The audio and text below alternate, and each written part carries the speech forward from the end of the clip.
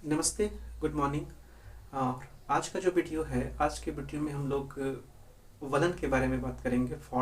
Folding क्या होता है, वलन कैसे पड़ता है, वलन कितने प्रकार के होते हैं, और तो इन सब चीज़ों के बारे में हम लोग बात करेंगे। हम कल की वीडियो की बात करें तो कल की वीडियो में हम लोगों ने इंडोजेनेटिक फोर्स और एक्सोजेनेटिक फोर्स के बारे में हम लोगों ने बात किया था। इंडोजेनेटिक फोर्स अंतर्जात बल को कहते हैं, जो कि पृथ्वी के अंदर लगता है, और अंतर्जात बल की उत्पत्ति के कारण में टेम्परेचर, डेंसिटी, प्रेशर, इनमें परिवर्तन होता है। और साथ में जो पृथ्वी के अंदर रेडियो एक्टिव एलिमेंट है, वो जब टूटते हैं उससे एनर्जी निकलती है, हीट निकलता है, तो एंडोजेनेटिक फोर्स जो है उसकी उत्पत्ति होती है। और एंडोजेनेटिक फोर्स अंतर्जात बल दो तरीके का होता है। एक महादेश जनक बल है, जिससे महाद्वीपों का निर्माण होता है, और दूसरा पर्वत निर्माणकारी बल है, ओरोजेनेटिक फोर्स कहते हैं। तो हम सिंपल देख लेते हैं। एंडोजेनेटिक फोर्स ये दो तरीके का था। एक था महाद्वीपीय जनक या महादेशीय जनक बल कहा जाता है, और दूसरा है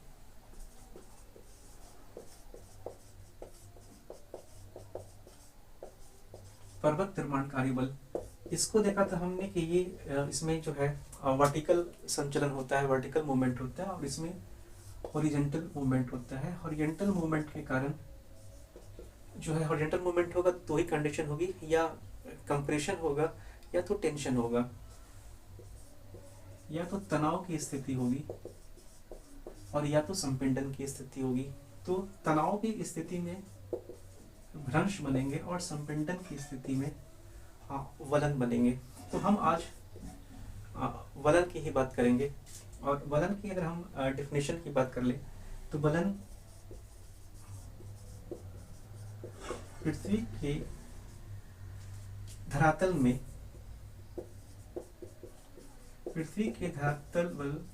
धरातल में अंतर्जात बल के क्षैतिज संचलन के कारण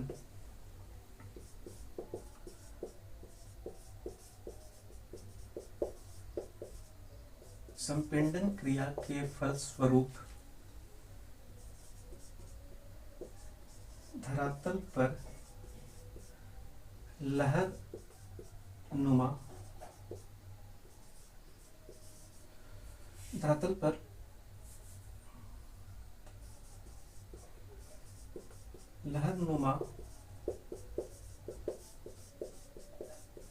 मोड़ों का निर्माण होता है,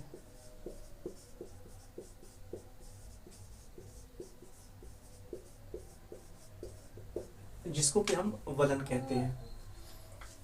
तो एंडोजेनेटिक फोर्स पृथ्वी के अंदर जो बल लग रहा है, अंतर्जात बल के क्षैतिज संचलन के कारण, जब क्षैतिज संचलन होता है जिसमें संपीड़न की क्रिया होती है, संपीड़न क्रिया के फलस्वरूप धरातल पर लहरनुमा मोड़ों का निर्माण होता है, जिसको कि हम लोग वलन कहते हैं।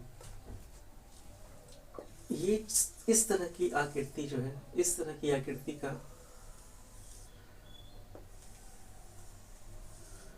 निर्माण होना, ये वलन कहलाता है। और वलन फोल्डिंग के तहत ही हिमालय, आल्प्स, रॉकीज, एंडीज, ये सब पहाड़ जो बने हैं वो फोल्डिंग के कारण ही बने हुए हैं। फोल्डिंग में दो पार्ट आप देख रहे हैं, एक जो ऊपर उठी हुई भुजा है, और एक जो नीचे की ओर जो भाग है। जो ऊपर उठा हुआ भाग है इसको अपनति कहते हैं, और नीचे जो भाग है इसको अभिनति कहा जाता है। ये वलन की भुजा हो जाती है, लिम्ब कहते हैं, वलन की भुजा हो गई। और ये एक्सिस है, जो अक्ष है, इसको अपनति अक्ष कहते हैं, और इसको अभिनति अक्ष कहते हैं।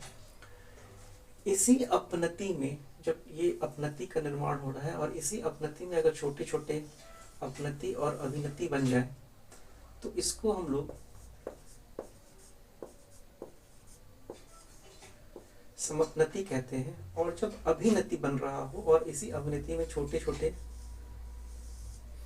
अपनति और अभिनति बन जाए तो इसको हम लोग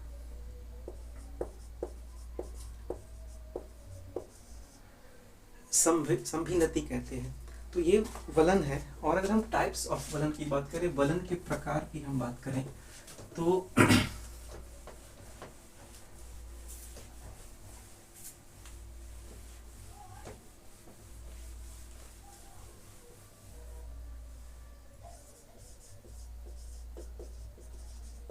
वलन की प्रकार की बात करें तो पहला है सममित वलन है। इस वलन में क्या होता है कि दोनों भुजाएं जो है वो बराबर झुकाव की होंगी। सममित वलन में संपिंडन क्रिया जो है दोनों तरफ बराबर लगती है, तो दोनों भुजाएं बराबर होंगी। स्विट्जरलैंड में जूरा पर्वत है जो कि इसका सबसे अच्छा उदाहरण है। असममित वलन की बात करें तो इसमें एक भुजा तो सामान्य झुकाव की होगी और दूसरी भुजा जो है वो थोड़ी छोटी होगी और इसका झुकाव थोड़ा ज्यादा होगा। दक्षिण पेनाइन पर्वत ब्रिटेन में है और सममित वलन का ये उदाहरण है। एक दिग्मित वलन है, इसमें एक भुजा तो सामान्य झुकाव की होगी और दूसरी भुजा जो है वो संपिंडन की क्रिया ज्यादा लगेगी, तो वो धरातल के साथ 90 डिग्री का कोण बनाएगी, जिसको कि एक दिग्मित वलन कहते हैं। और ये जो है ग्रेट डिवाइडिंग रेंज ऑस्ट्रेलिया में है, वो एक दिग्मित वलन का उदाहरण हो जाता है। समनत वलन, समनत वलन में होता क्या है कि संपीड़न की क्रिया दोनों तरफ बराबर लगती है, इससे दोनों भुजा जो है एक दूसरे के समानांतर हो जाती है। तो इसमें शर्त सिर्फ इतना है कि जो दोनों भुजा समानांतर हो रही है तो वो क्षैतिज ना हो। एक दिग्मित वलन इस तरह, इस तरह, इस तरह, इस तरह, ये सब जो उदाहरण है ये एक दिग्मित वलन के उदाहरण हो जाते हैं। काला चिंता पर्वत है पाकिस्तान में जो कि एक दिग्मित वलन का उदाहरण है। परिवलित वलन है, इसमें भुजाएं जो है क्षैतिज हो जाती है एक दूसरे के। कैसल पर्वत है ब्रिटेन में है, ये परिवलित वलन का उदाहरण है। परिवलित वलन जिसमें संपीड़न के कारण दोनों भुजाएं एक दूसरे के समानांतर हो जाती हैं और क्षैतिज हो जाती हैं। समनत वलन में क्षैतिज होने का समनत वलन में क्षैतिज होने की स्थिति नहीं है, लेकिन परिवलित वलन में क्षैतिज होने की स्थिति है। ये मैंडेटरी है, क्षैतिज हो जाना चाहिए। पंखा वलन जो है इसमें क्या होता है कि जब संपीड़न की क्रिया एक समान नहीं लगती है, जब क्षैतिज संचरण की क्रिया एक समान नहीं लगती है तो जाहिर है कि संपीड़न जो है एक बराबर नहीं होगा। तो उस स्थिति में एक पंखे की आकृति का स्ट्रक्चर बन जाता है जिसको कि हम लोग पंखा वलन कहते हैं। खुला वलन जो है, खुला वलन में जो भुजा है, भुजा के बीच का जो कोण होगा वो 90 डिग्री से 180 डिग्री के बीच होगा, इसको खुला वलन बोलते हैं।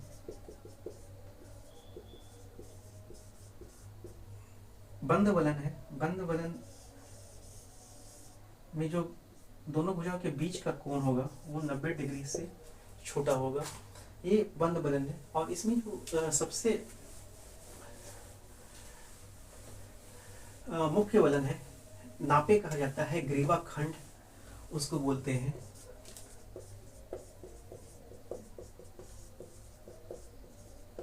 ग्रीवा खंड इसको बोलते हैं। इसमें होता क्या है कि जो परिवलित वलन है, परिवलित वलन की जो भुजा है, संपीड़न के कारण परिवलित वलन की एक भुजा जब टूटकर काफी दूर दूसरे चट्टान पे चढ़ जाती है तो उसको ग्रीवा खंड कहते हैं। कश्मीर घाटी जो है भारत में, ग्रीवा खंड का सबसे अच्छा उदाहरण है।